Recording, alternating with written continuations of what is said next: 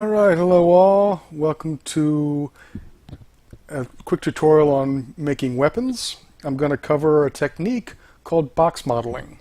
Box modeling is an entry-level way of getting things done. It's not a outright professional way of doing things, but it leads to very professional processes like the more advanced polygon modeling.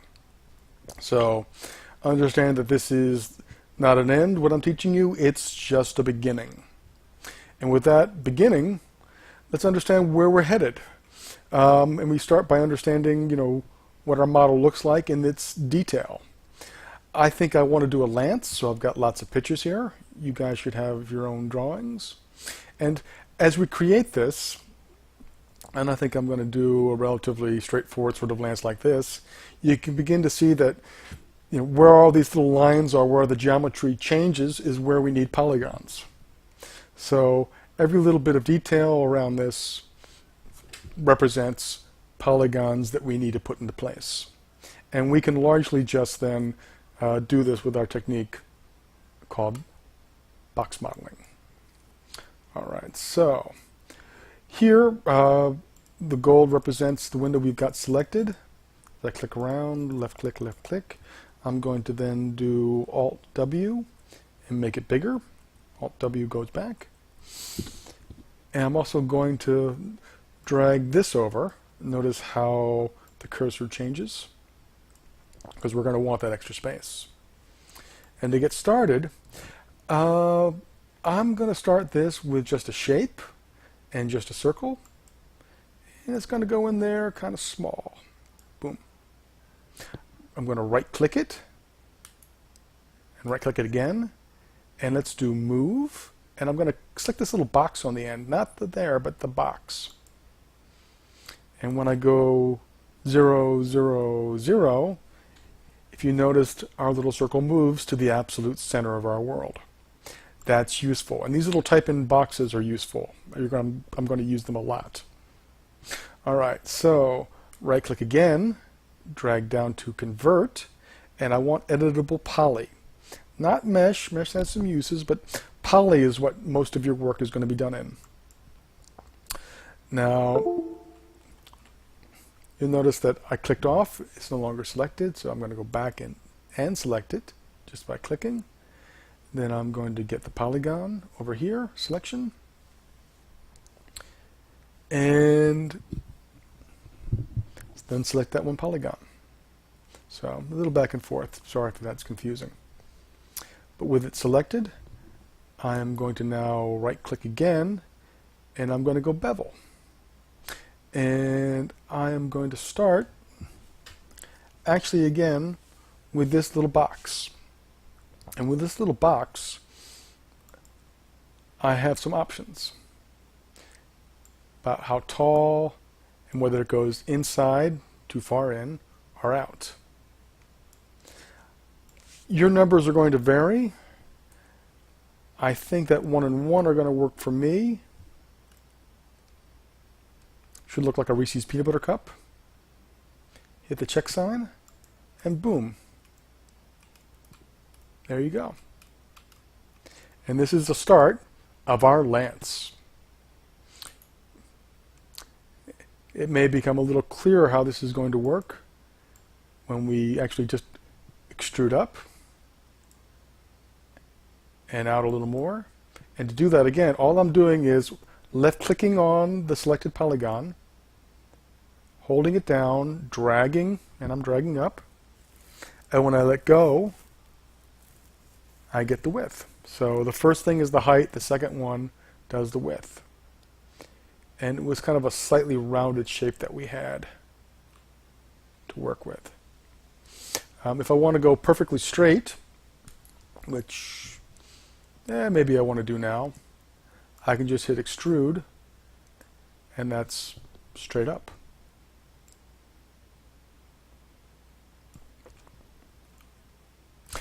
Now, if you wonder why I did that little detail at the bottom, I want you to think about, when you're modeling things that have beveled edges or sort of rounded sides, it's always the same sort of roundness, it's always the same sort of edge. So using this bevel technique here of 1, and I'm actually going to go -1 now. Hit the check symbol. You begin to see that my bottom now matches that top. And let me hit the plus sign and go to a +1. Hit that, check. And now maybe just extrude a little more. You can begin to see how we're getting these sort of refined, looks like machined, nice, even edges. Again, when you're modeling things that have bevels or sides that are kind of rounded, they're all the same, using the type and transform is just very, very useful. In fact, why don't I do a bevel again, and I'm going to go out this time, and then go out, maybe extrude up, and then, well, freehand bevel in.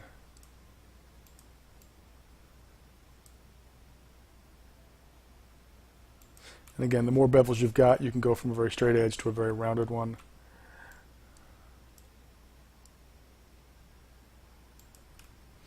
And this will give us our little pole in the middle. I'm going to actually right-click again and do extrude.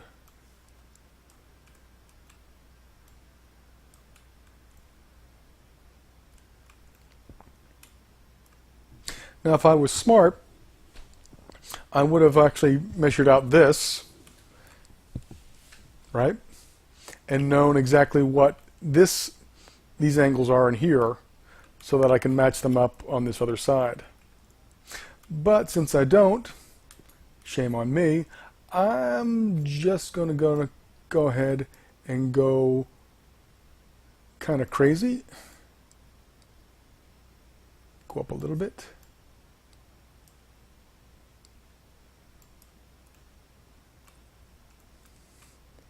And then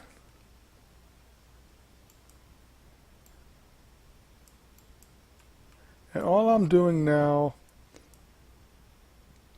is just extruding, extruding, extruding. And you'll notice that I'm doing very long, very flat, with some very small little fine details. You want thick and thin.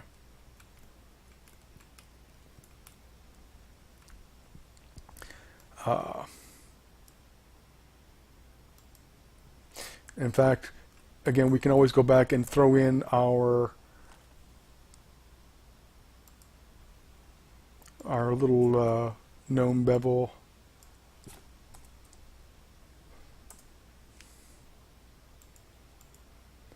Whenever we want.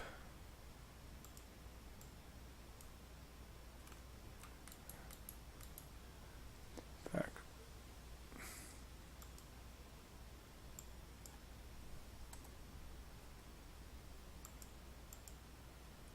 In fact, let me do that again, because I can do bevel. And if I say the plus sign, it does it again. Only now, if I do a 0, it'll go straight. Hit plus again. Whoops, too many times. Control Z.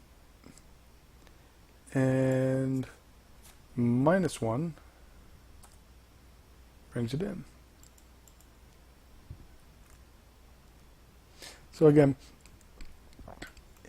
interesting ways to add detail and keep it sort of organized and kind of functional. Go and say, now if you're going to get crazy and add like spikes or things on the edge of things, again, know how you're breaking this apart, because you want whatever spikes and stuff to come off to match up to what you're modeling right now. As for me, this is a straight weapon. It hasn't got any axe or any sort of like, pointiness going on, so it's just going to go up. And hey, look, the zoom isn't working. Okay? To fix that, press the Z key. Z will actually take into account the scale of whatever you have selected. And if I wanted this thing to be longer, I'm going to press the W key. W brings up the ability to move, and just for the sake of argument, E does rotate, R does scale, but we want W, and W will allow me to move things around, and I just want to go straight up. I mean, we could bend it, but I don't want a broken lance. So that could be a pretty nice and pretty straightforward lance. Now let's get funky, because I wanted to decorate this a little bit. So first thing, actually, let's press the F key. I want to go to the side and take a look at it. And now let's press the T key. T brings up the top. Now I'm going up to how it's being selected, and you'll notice that I've got the option of having it here in the box, which means that anything I select has to be entirely selected. The box has to cover the entire space. Or when it's like this, I can select just part and get everything. And I want it just like that, the window crossing the box there. And what happens is I'm about to do this. Okay? Half selected and delete. Whoops. And I missed a little bit. So let's get rid of that too. So now I have half a lance. To fix, we're going to go over here in the modifier panel and scroll down and add symmetry. And it disappeared. That's normal. Chances are you're going to have to hit the little checkbox here with flip. Now if flip doesn't work, or you've got other weirdness, just note that the mirror, this is the gizmo underneath it, by the way. You can open it up and select the gizmo and manipulate things. We'll let you do a little more exploration with your modifier. How do I get it back to where it should be? Well, move 0. Ta-da! Again, type in transform, very useful. Now let's manipulate this geometry and see what happens.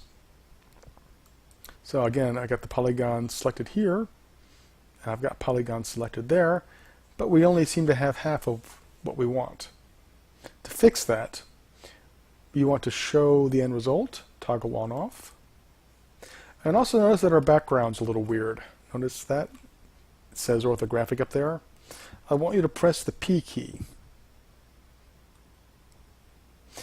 I'm going to mouse wheel to zoom out, and again hold the mouse key and the Alt button to zoom around and rotate. And you'll notice that half is orange and half isn't.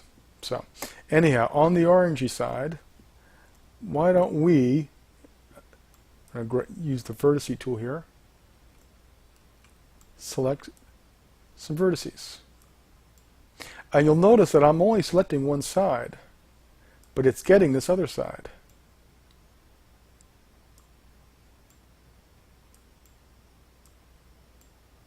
That's kind of cool, right? It gets to be more dramatic if I'm, say, over here.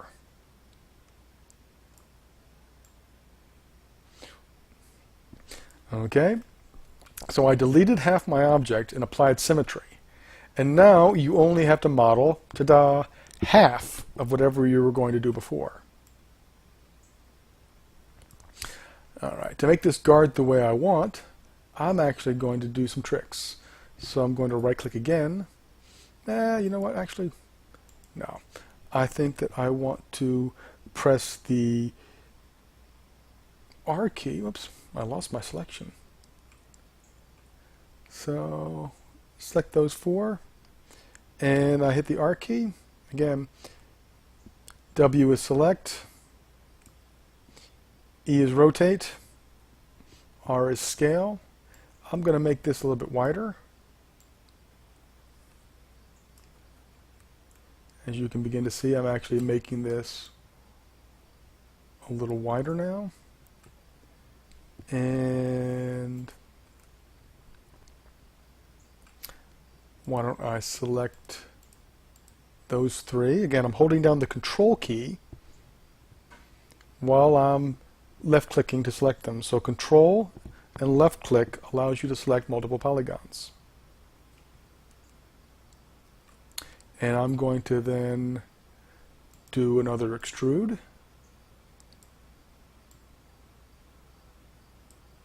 And you can begin to see that we can do not just extrudes up and down, but off to the sides. And in fact, I can extrude backwards too. And watch, if I actually want to, let's say I want to make this curved and I want to add a bunch of polygons. Well, one thing I can do is use the type and transform key, and if I just keep hitting plus, it gives me a nice little shape.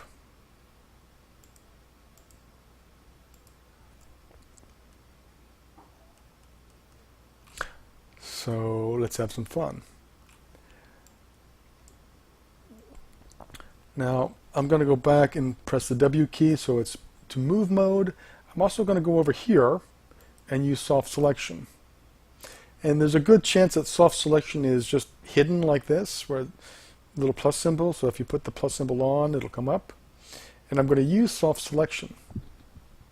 And you'll notice that these ones here on the end are red that we have selected. But as we scale up, other things are happening. And also notice that I'm getting the actual pole too. So edge distance. So notice that I want to have the edge distance checked off as well. Because otherwise it just goes by distance overall and it would catch everything. And what that means is that now when I move this, say if I move it in, we have a nice sort of curved shape. And if I do a little bit less, I can almost round it off like a pummel or a grip. So maybe people who are doing swords can begin to see how this might be useful. Yeah. Uncheck it. Bring it around. Yeah, if I wanted to turn it back on, move it up. It also works. Oops, sorry, the edge distance is wrong. Oops.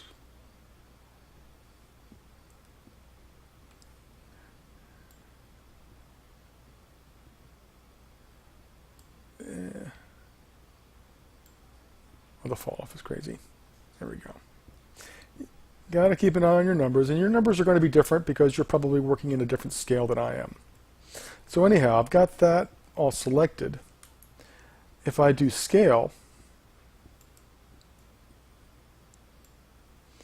you'll notice then that I'm getting this sort of soft selected scale thing happening. How cool is that? How cool is that? Now what I want you to do then is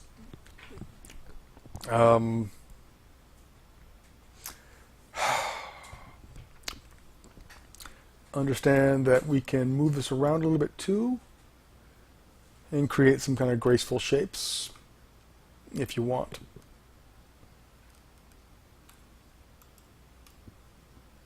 Next up, let's say I'm going to select a bunch of polygons here and add a little detail. If I do inset, again I'm going to go by the type and transform tool. If I hit the zoom key, it'll bring me back. And it normally goes by group, but if I go by polygon, I've got little boxes. And notice I've got little windows. And then if I just hit check and then do extrude, I'm going to go in a little bit. Make sure I'm not going too far.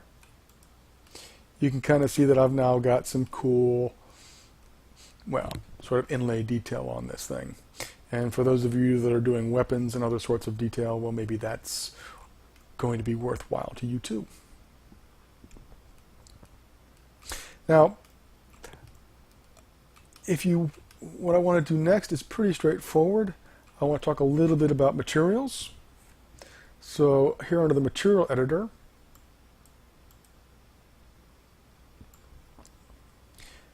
you've got the two modes, slate, which is big, and there it is. And then you have the compact. I like slate. I teach a class in slate, but for now, just use the compact. If you click one, go down to the diffuse color, and let's make we've now got that. If I want, I can make it shiny under the specular highlights. So if I raise the specular level, notice how that gets shiny, specular, shiny. One more trick. I'm going to create a brown color for the hilt.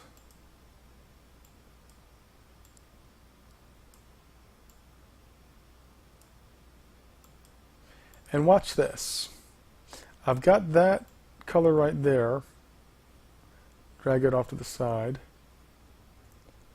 And you just turn off this. I'm going to select, turn off soft selection. Let's see, I'm going to turn that off. I'm now going to drag this over. And again, I've got polygon selected, and I just drag the new material that I made over to it. And now you'll notice that I've got two materials on this, which is kind of cool. In fact, why don't I have a little bit more fun and say, that's probably right. Remember our selection option up here, window crossing? I'm going to select this little nugget, make it brown. Then I'm going to select like that, those, make them silver. And suddenly,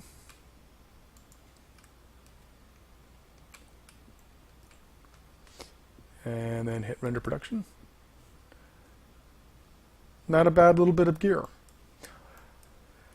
All right, that's a start. Let's recap. Type in transform